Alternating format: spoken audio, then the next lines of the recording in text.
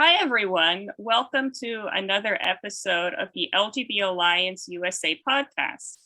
And today we actually have a very special episode because, in case you don't know, we're in the last few weeks of an open public comment period for President Biden's latest additions, or actually latest reinterpretation and implementation for Title IX.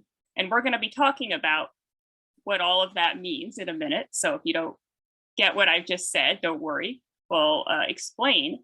But first, we would like to introduce a very special guest that we have on that podcast. And our guest is Candace Jackson.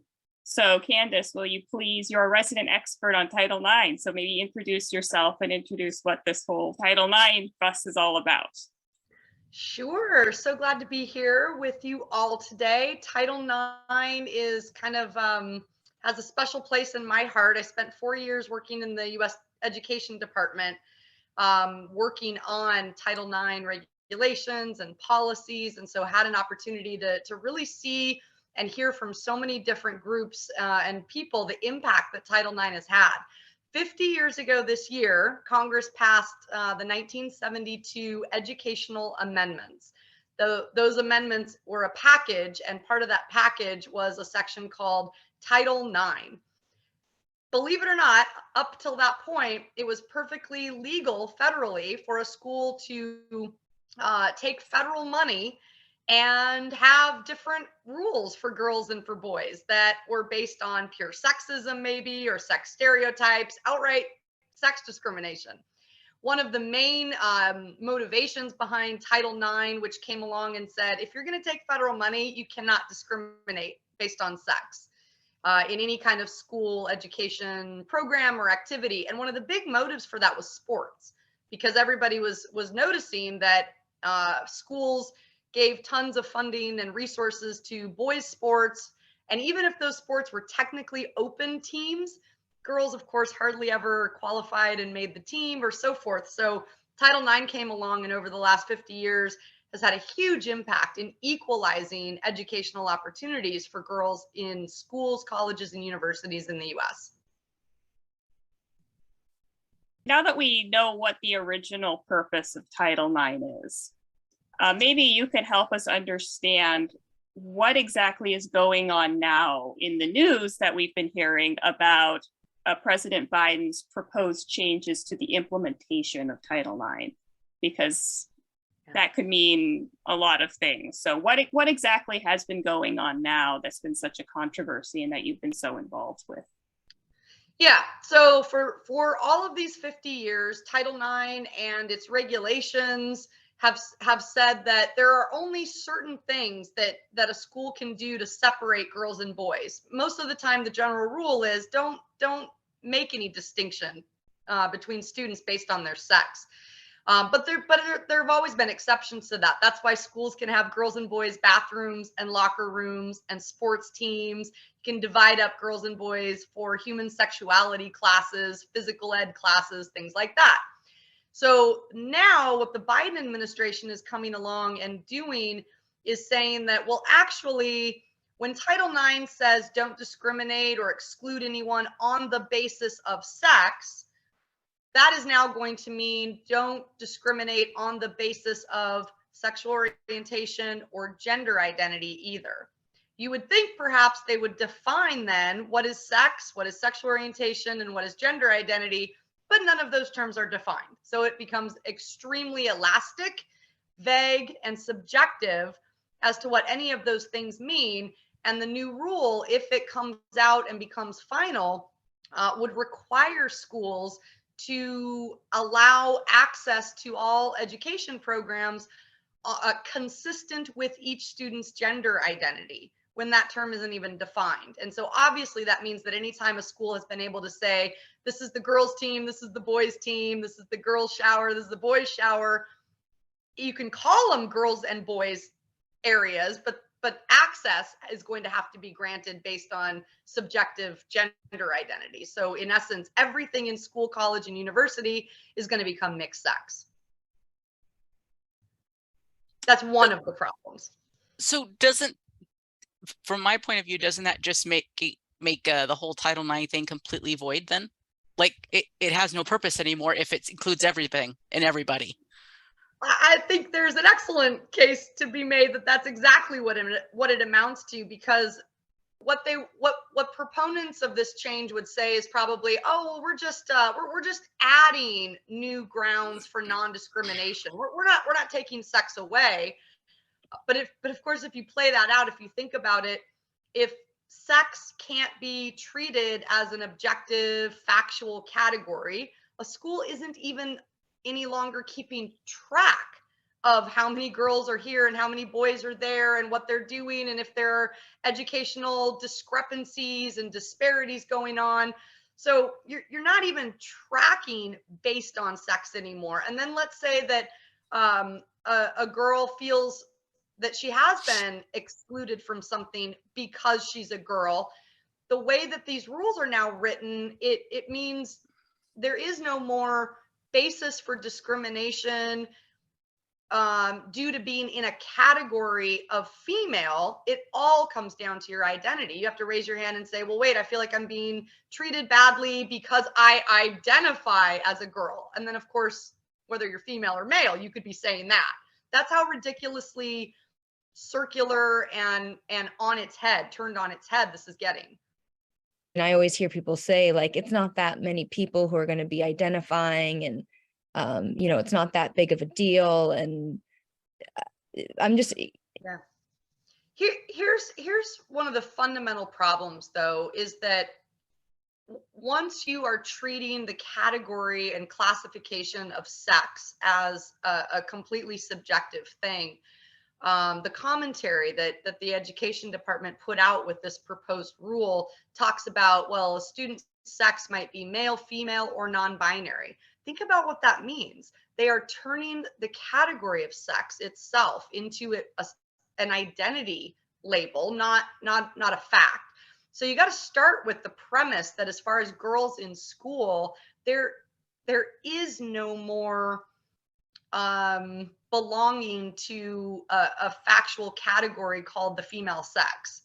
So, and then when you see what flows from that, so it becomes difficult to even argue about whether girls as a group or a particular girl or a particular subset of girls are being treated worse than boys, because you're not comparing two stable defined groups even anymore. You're really descending into everybody in school puts forward their own identity. And in terms of, oh well, there are only ever a few in most schools that don't identify as their sex.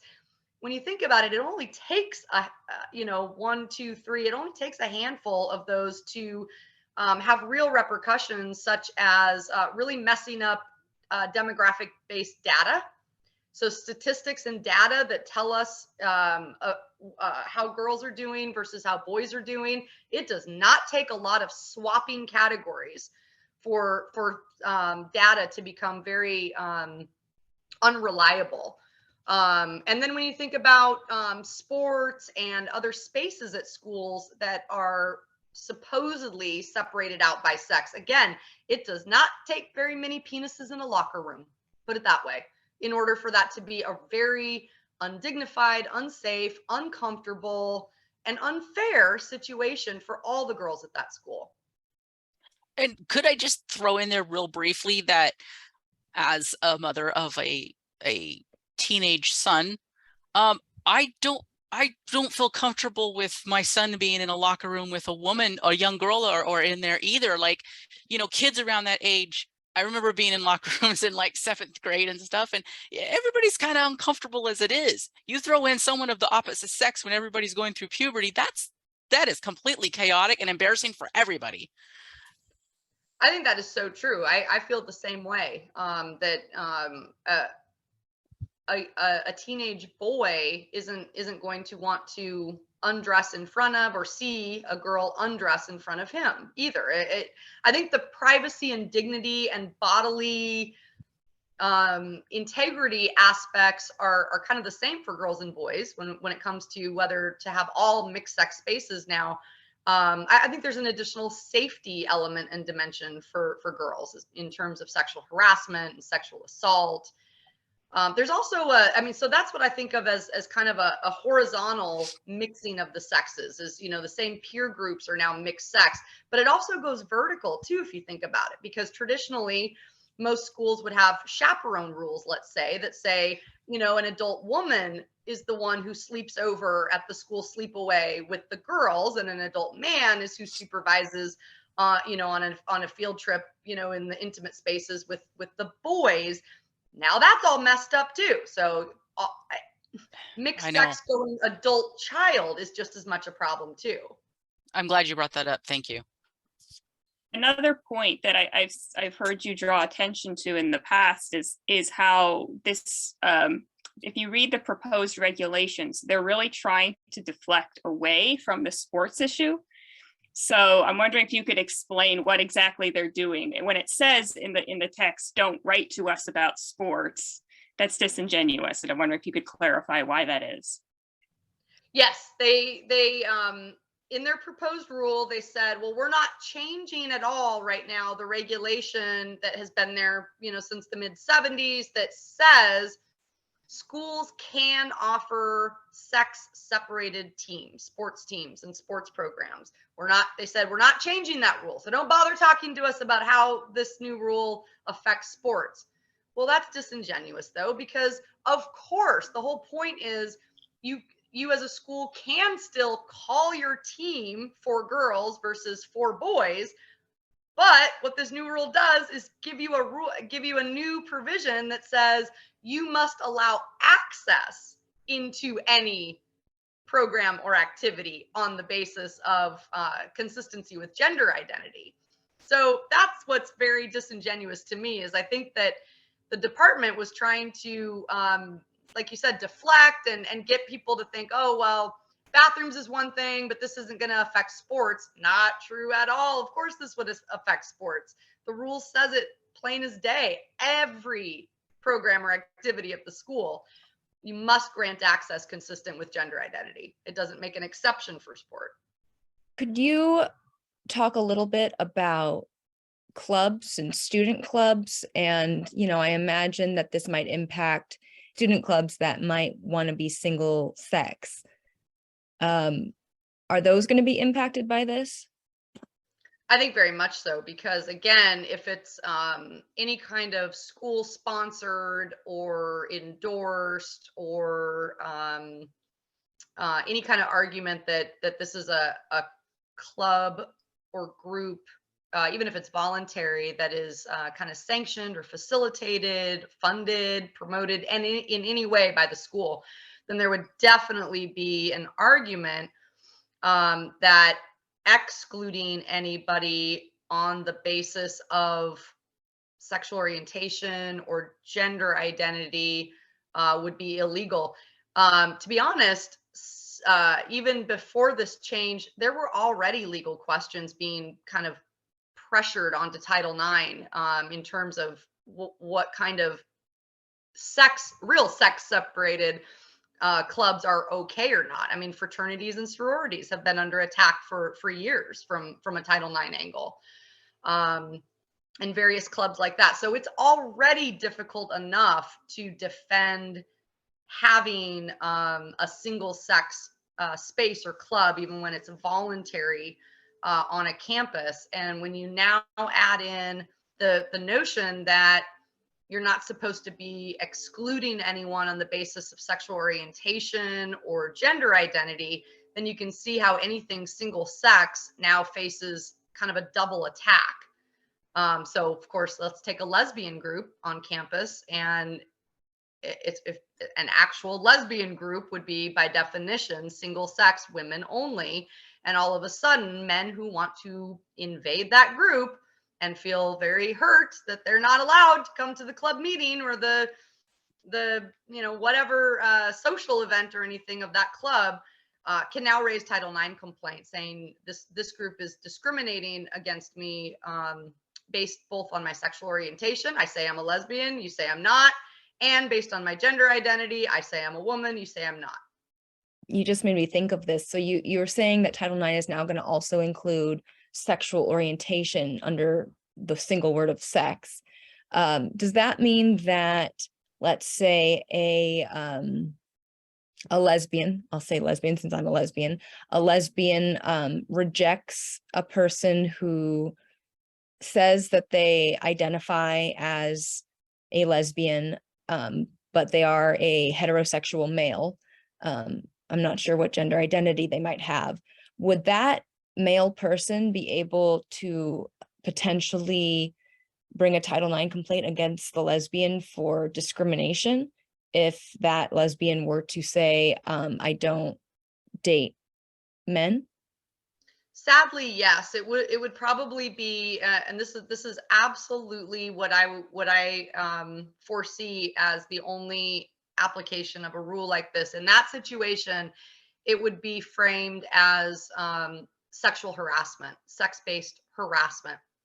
That I don't think anybody is talking about trying to interpret Title IX to say you had to say yes to the date, right? But what is legitimately probable now under this new twisted rule is that the way I as a lesbian decline that date could actually be framed by the man that I'm turning down as having so insulted him and so verbally attacked and harassed him just by saying, I don't date men, so I'm not going out with you.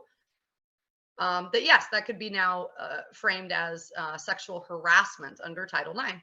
How do these changes impact sexual harassment and that kind of stuff in colleges and schools? Yeah, so in 2020, we released for the first time ever legal regulations under Title IX that spelled out exactly what schools have to do about sexual harassment and sexual assault. We defined sexual harassment and sexual assault again for the first time. The new changes now, so in addition to saying that sex-based harassment now includes harassment on the basis of gender identity, the new rules would also kind of widen the definition of what counts as sexual harassment. And so in the realm of verbal sexual harassment, you can kind of see now where that's, in my view, going to create a nice collision with free speech.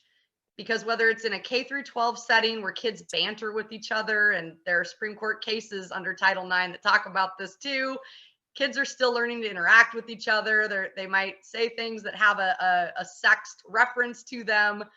And sometimes you just have to, give a little breathing room to how younger kids interact with each other. And then at the college level, well, the whole purpose of admission of Institute of Higher Education is supposed to be robust, free exchange of ideas and information. And our First Amendment gives a lot of protection even to low quality, low value speech. So all that is to say that when you lower the bar on what's going to count as verbal harassment, so that anything that is subjectively hurtful or offensive to someone who hears it can now file a complaint over it, and then you add to that the idea that can be about not just sex as in male or female, but about the topic of gender identity. You can see how now not only does everything at school become mixed sex, but it now becomes very dangerous to object to that or talk about it in a critical or skeptical way without being accused of actually being a sexual harasser. I believe when I read it, it's now the new standard is unwelcome speech. Before it was something else. Now it's just unwelcome. Yeah, that's right. So the way we had written it in and codified it in 2020, to be verbal harassment that is punishable, it had to be severe and pervasive and objectively offensive. And now they want you to look at the situation, look at whether it's serious, but look at it from, they say, a subjective and objective point of view. But it's so ambiguous, it's so loose that I think the only way to read it is it's going to come down to basically how the person who heard it and felt offended by it, how strongly they feel about it.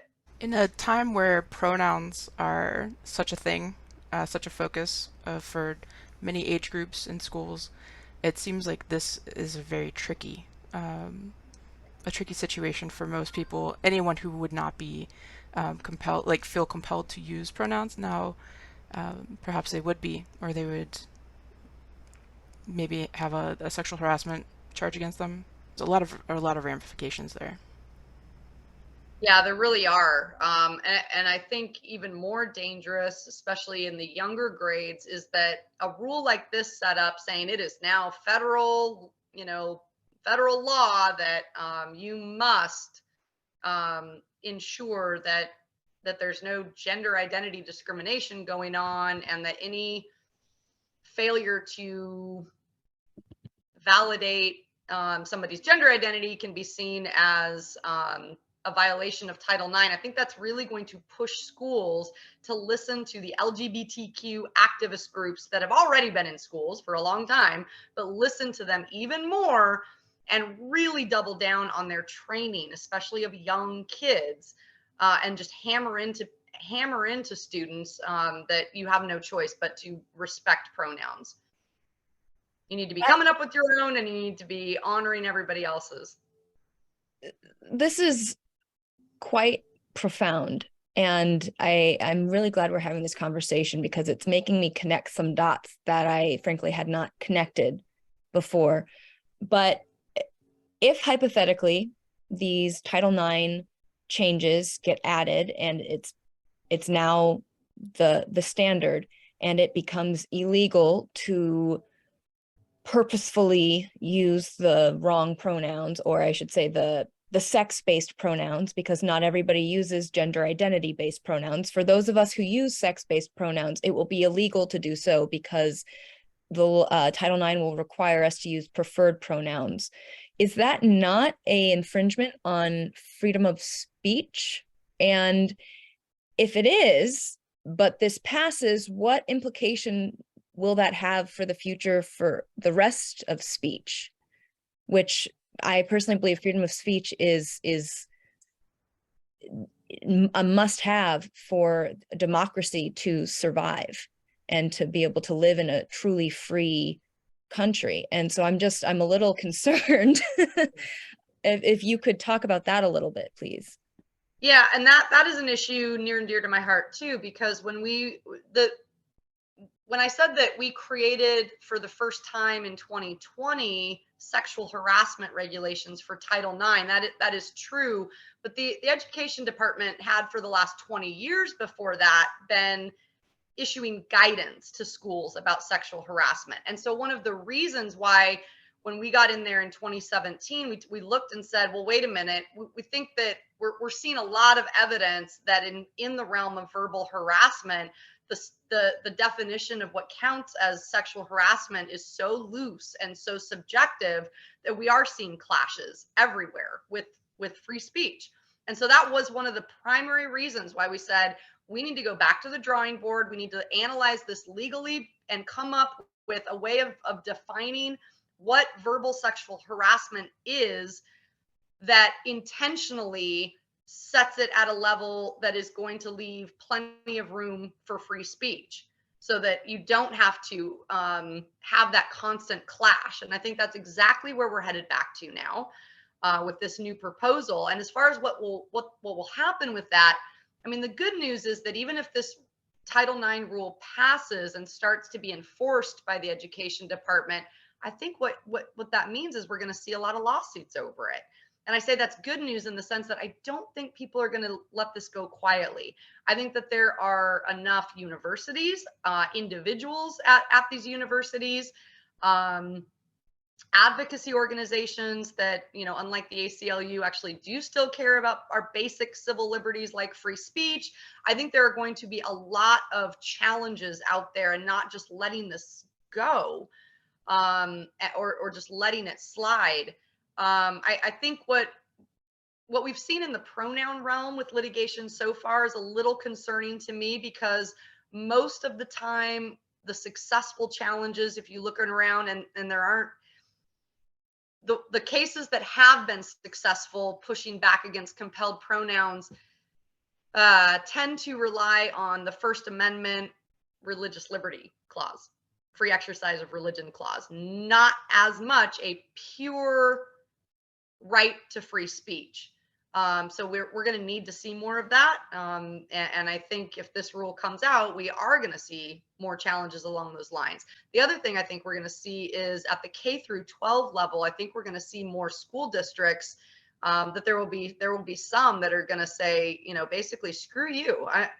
Keep your money then, because I'm not doing this to girls in my school. I'm not doing this to teachers and students, First Amendment rights at my school. I'm not doing it. And the federal budget is significant, but in a lot of K through 12 districts, it represents 6, 7, 8%. So it's not unimaginable that there would be some schools that would call this bluff and say, you're really going to yank my funds because I refuse to punish people under Title IX for not using they, them, zir. No, go for it. And what's the potential for whole states? Because I'm in Florida, and we've had a lot of pushback already on a lot of different programs, federal programs, from our governor. What do you think the potential is for whole states to just be like, nah? Yeah, I think there's a lot of potential for that. Florida is a really good example based on the Parental Rights Act that got recently passed there. It will touch on some of this.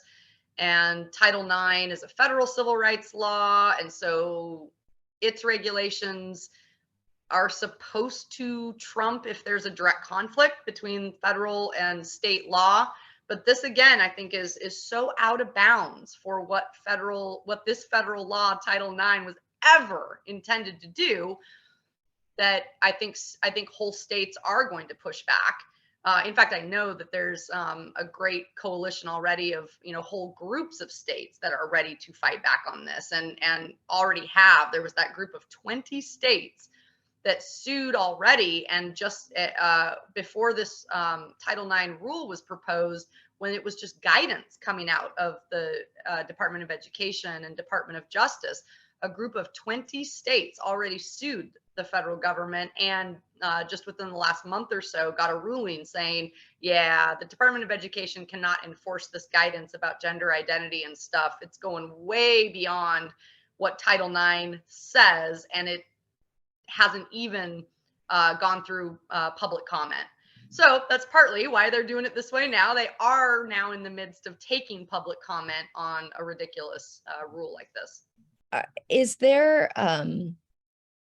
you've quelled my spirits a little bit about the future of this, and that there will be lawsuits and we might be okay, but I also know that there are going to be immediate consequences before those lawsuits happen and before there's pushback from the states. And if you could maybe, I don't know, in a sentence or 2 sentences, however many, summarize the immediate consequences that will start happening if these changes are, and why it's so important that people still leave a comment, even if they live in a state that might push back, or they're, don't feel like writing a comment. Yeah, the public comment process is actually a very powerful tool in when it's a government agency in the executive branch, like the education department, that wants to issue a binding legal rule. They have to give the public notice of what the proposal is and time to comment on it. And before they can finalize it, they're supposed to respond to each significant public comment. And so the more comments making reasoned, rational, logical objections to this proposal, and a good way to do that is spelling out these hypotheticals that we've been talking about. Well, it's like, well, wait a minute. Doesn't this mean that under this rule, my daughter will have to, change her tampons in a bathroom stall next to a boy. Doesn't this rule mean that if I want to start a lesbian group on campus, I won't be able to exclude men from a lesbian group? I mean, just play out those hypotheticals, because they need to respond to those in a rational way in order for all of the lawsuits that are going to hit them to have good ammunition to argue that this rule goes way beyond the original scope of the statute that they're working under, Title IX. And the rules that they're setting out here are very arbitrary and themselves causing harm. So they're not fixing a problem so much as they are causing problems. So all of that is very worthwhile. And the more public comments that come in, the more that the education department has to answer to, and the more ammunition there is for those of us who are going to be involved in challenging the rules in court. I was going to ask, does the public comments make an impact, like stick around and are like kind of, filed away somewhere to where there can be access to this kind of information? Absolutely. I mean, as you can see, you submitted a comment.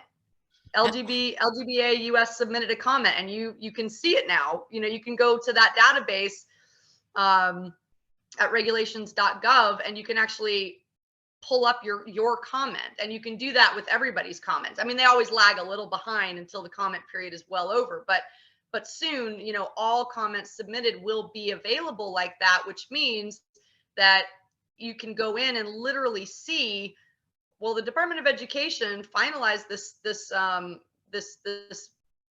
crazy new Title IX rule and didn't even bother explaining its way around all of these different objections that groups and people made. And so this is going to be important maybe for the potential lawsuits, that the courts could actually look at these comments and see. Yep. Okay. Yeah, that's right. Federal law says that if an agency tries to put out a rule without rationally, non-arbitrarily responding to all significant public comments, then the rule can just be struck down by the court just on that basis alone, that, hey, you didn't pay attention to what the public was telling you. Not that you have to do what the public's telling you, but you at least have to respond to it. You have to engage with what the objections from the public are and explain, at least give a rational, logical reason why you would still do X when the public is explaining to you all the negative impacts of it. What makes an effective public comment? How do you write a public comment that's most likely going to grab the attention of others who are reading it? Yeah. Well, I hope you're putting up LGBA US's comment in the comments or something to this podcast, because people should go look at that right away. I mean, it is an excellent example of an effective comment. It goes through several different points and problems with the proposed rule. It gives enough detail. It's not too long. As far as an individual's public comment, I would say there are a couple of things that make it really effective. One is you don't have to identify yourself by name or address, obviously, but use your personal story. I mean, if you remember what it was like to be in grade school, in high school, and in college, and different scenarios where being a woman versus being a man, or having some separation between the sexes was important in any way, then personalizing an example of why these things are important is really, really effective.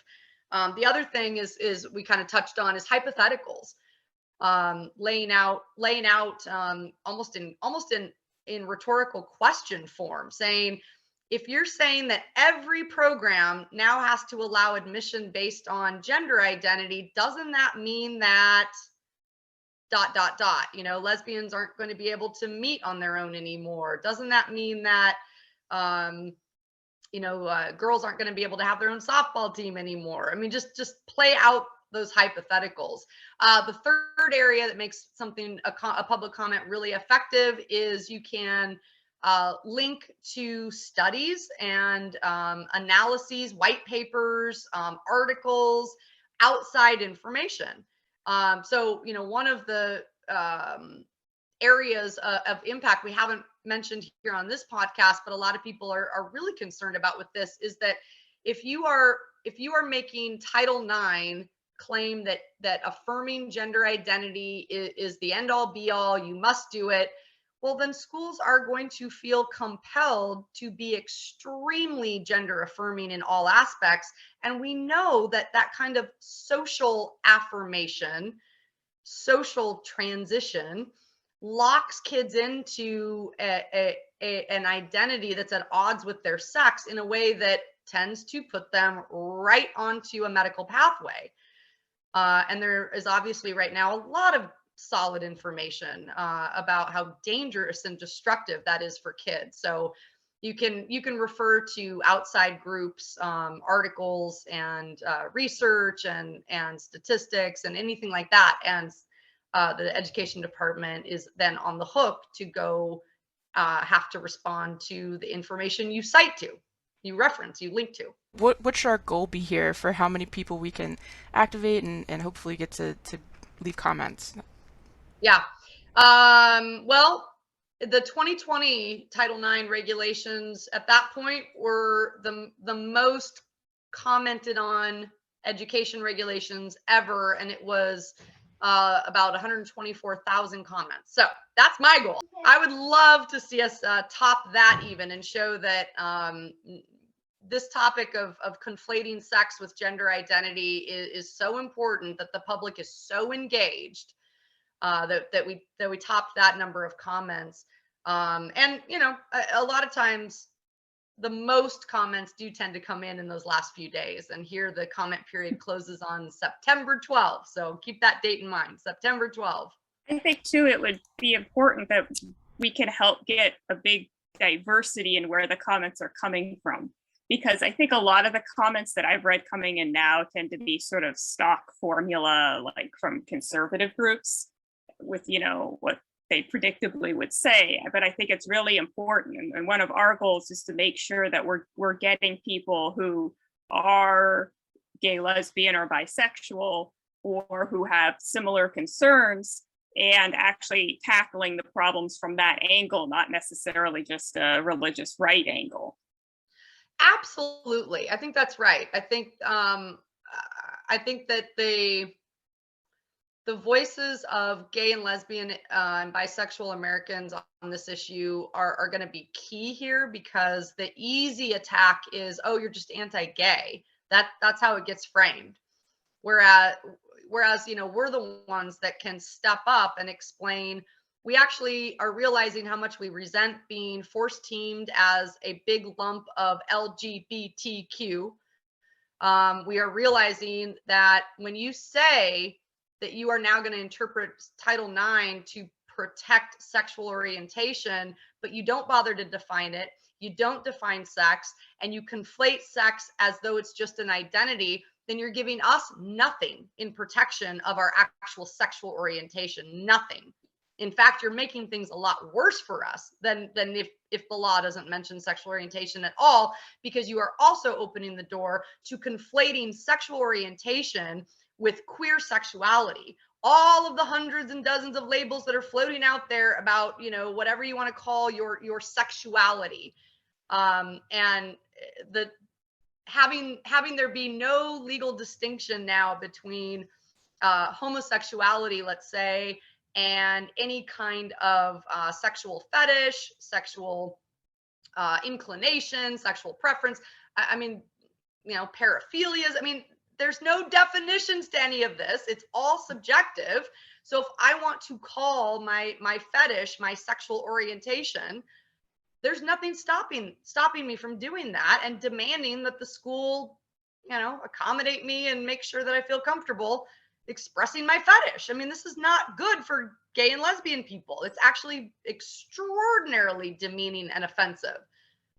It's so funny to me to hear that people think that if you're against Title IX, that means you're anti-gay or anti-homosexual, bisexual, but really opposing the changes to Title IX means you're pro-gay, pro-homosexual, pro same-sex oriented, because these changes are going to make it illegal for us to be able to build same-sex community.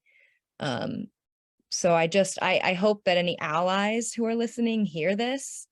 And especially, if you're not a right-wing,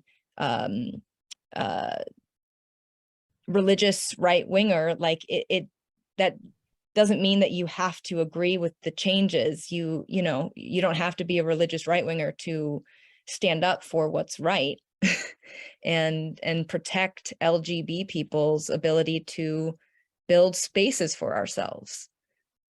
Yeah, I mean, if you there. That's right. I mean, if you think about it, all the things we've been talking about on this podcast are things that are pretty traditionally cared about by liberal Democrats in this country and progressives in this country. We're talking about basic civil liberties like free speech. We're talking about the equality of women as a group.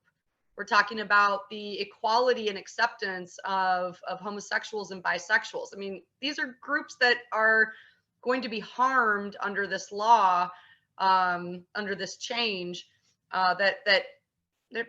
Those concerns, you're right, don't come from the right. They should be coming from the left. Yeah, and we get a lot of, whenever I bring up this issue, I get this really widespread feeling that there are a lot of people who are on the left or even in the center who really are upset about a lot of this gender ideology stuff, but they don't know what to do because when it comes to elections, they don't really want to vote for the Republican Party necessarily, but they also are upset at the Democrats on this issue. But this public comment is a very good opportunity for people like that to actually contribute without having to worry about the whole partisan election thing. That's a fantastic point. I think that is so important for people to understand. That's right. Being involved in pushing back against what this administration's education department is doing to Title IX is a very good opportunity to stand up for traditionally left-wing values and concerns. And you're right, not do it in a context where you're faced with this stark choice between I have to come out against my own team and that's going to let the Republicans in somehow. That's not what's going on here. I think that's a really important point. All of these things that are happening, it feels like it's all happening together at the same time. There was a recent thing with the American Disabilities Act, the court hearing, and I think that's a conversation for a different time. But all of these things, the Equality Act, the Violence Against Women Act, all of these things just seem to be helping each other break down our boundaries and mess with our language, and ultimately that's the biggest rub, because when the language isn't clear anymore, what are we left with? Yeah, I think that in the big picture, one of our big picture comebacks or pushbacks to that, in my opinion, for what it's worth, is that there is actually nothing all that new or special or unique about the concept of a gender identity. It's kind of a repackaged faith-based belief that in some form or another has been around for a long time. And to me, what that points us to is that we did not discover a new class of human beings called transgender people. No, we're still all men and women, male and female. And so the big picture way that we should be advocating to deal with gender identity and the ideology around it, to me, is in two groups that we've always had a good framework for dealing with things in. One is in the realm of religious protection, religious belief protections. We know how to protect an individual or a group's desire to believe in some spiritual things that cannot be proven, that even contradict material reality, practice a faith around those beliefs. We know how to protect that because we balance your right to believe those things and to engage in certain practices that profess and show and prove your spiritual faith But we balance that against you're never allowed to compel others to pretend to believe what you believe. And you are also going to be expected to be subject to general neutral rules that apply to all of society. So we can do that. And then the other side is with regard to disability. And Josh, you touched on this, that, you know, a court ruling recently coming down saying that gender dysphoria is a disability, or can be anyway, can be a disability under the ADA, the Americans Disabilities Act. You know, I'm still digesting that decision like a lot of people are, but inherently there's nothing inherently wrong with that in all honesty, because all that does is appropriately say, there, like other conditions, other psychological or mental health conditions, yes, it is subjective. Yes, it is self-reported, but so are some other conditions.